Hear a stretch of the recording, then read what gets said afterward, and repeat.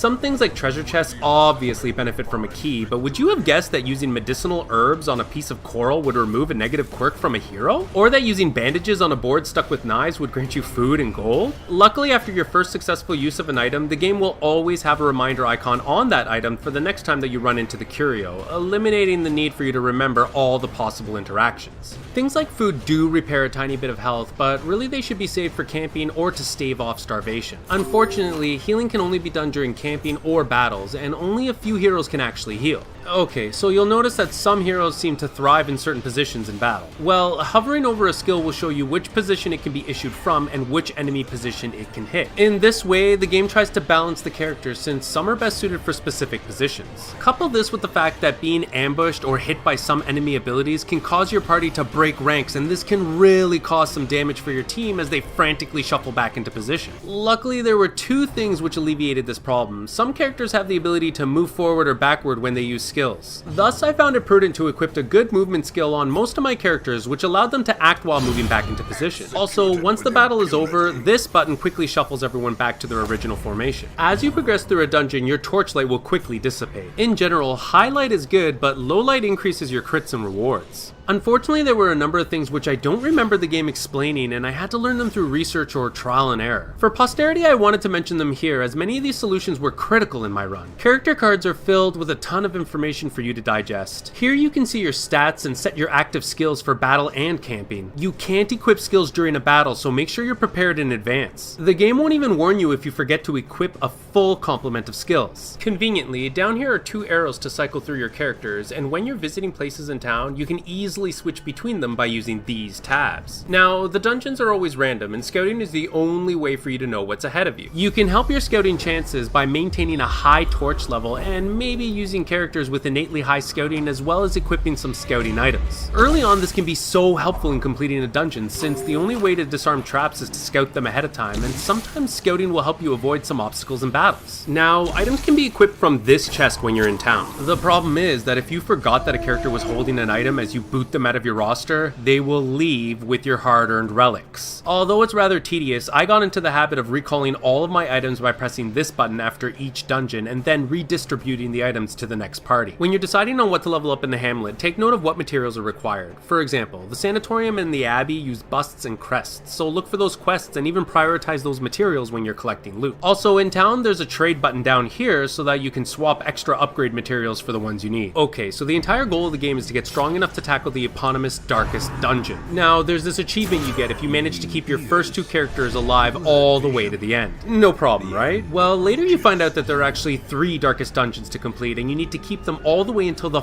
4th epilogue dungeon after that. Furthermore, once you take a party through any of the Darkest Dungeons, they will get this torch on their info card with no explanation of what it is. Apparently, this character, having gone through the Darkest Dungeon, will now have a stress penalty if they're forced to do another one, but they're still up for doing regular dungeons. Luckily, once they get this torch icon, they will remain in your roster but no longer take up space in it.